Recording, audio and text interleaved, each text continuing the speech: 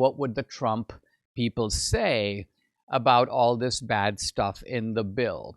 I think what they would say is that this is the fault not just of the Republican Congress. I made this point in a slightly different way yesterday, but it's also the fault of the expectations of the American people. Because when the Republicans try to go after any kind of entitlement, even if these entitlements are swollen, even if they're riddled with fraud, even though they are predicted to essentially take the automobile off the cliff, nevertheless, the moment you touch it, it's radioactive. The Democrats scream, the media screams, but more importantly, their screams are heard by the American people who go, oh no, take your hands off my Social Security and off my Medicare. And the Republicans are now in a defensive, crouching position.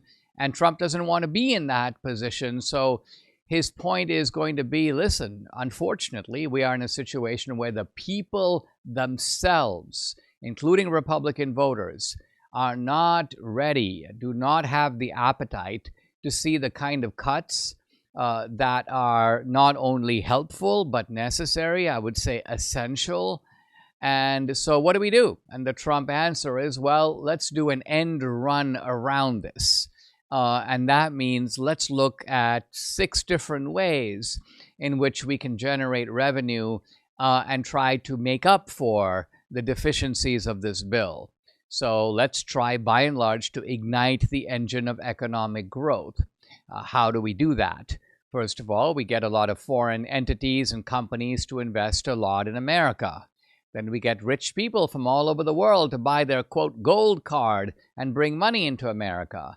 Then we convince American businesses like Apple to stay in America, to make their products in America.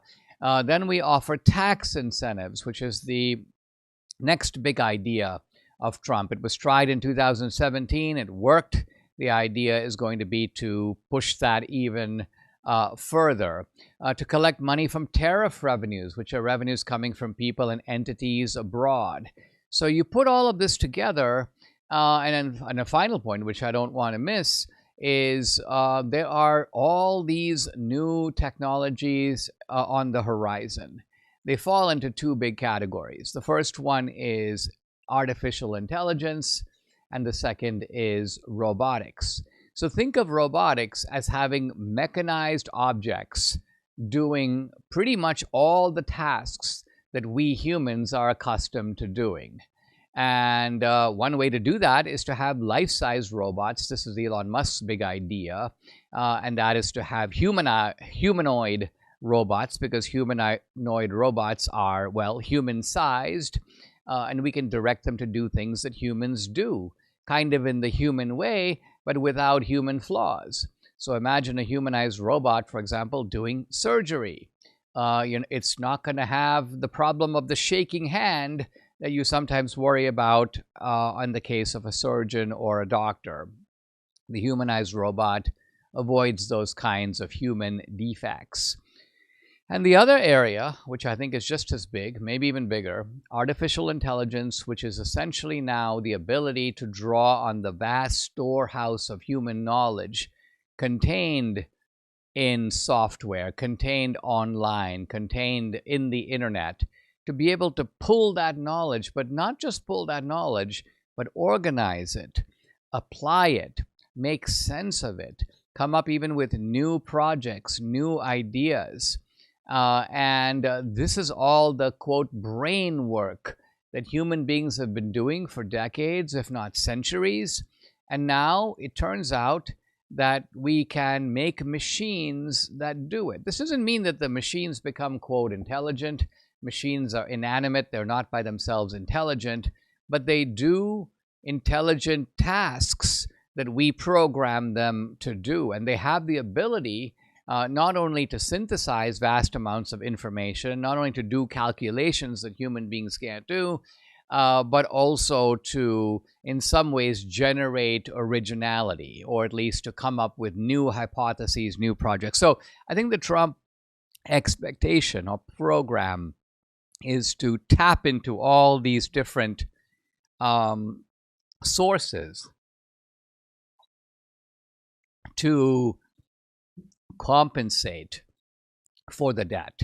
Because think about it, if our economy grows faster than it's growing now, that's a bigger pie. And so that bigger pie allows you some room for some irresponsible spending. So there's no question the spending has reached irresponsible levels, but I think the Trump hope and the Trump scheme is, at least for now, not to take a kind of meat axe or a sledgehammer. By the way, all needed. I'm not using these terms in a derogatory way. I'm using these terms as, guess what? Some of this has to be dismantled. It has to be bulldozed. It has to be taken down. But it's clearly not going to be taken down now. And the strategy, I hope, of the workaround, I hope that strategy, in fact, is successful. The administration has their sleeves rolled up in streamlining some pretty monumental moves right now, but it's difficult for them to take your personal finances into account when trying to fix the country. You have to do that, and that's why tens of thousands of people are taking action. They're buying gold now from Birch Gold. Here are some facts. In the past 12 months, the value of gold has increased 30%. I'm very happy about that. So is Debbie. Central banks are buying gold in large quantities. There's a reason. The Rio reset on the horizon, where BRICS nations are looking to unseat the US dollar as the global reserve. So you need some peace of mind, and you can find it in gold. Birch Gold makes it easy to convert an existing IRA or 401k into a tax-sheltered IRA in physical gold, or you can just buy some gold to store at home. Just text my name, Dinesh, to 989898. Birch Gold will send you a free information kit on gold. There's no obligation here, just useful information so you can learn more. Birch Gold has an A+ rating with the Better Business Bureau. Thousands of happy customers. So diversify your savings today. Get started. Text the word Dinesh to 989898.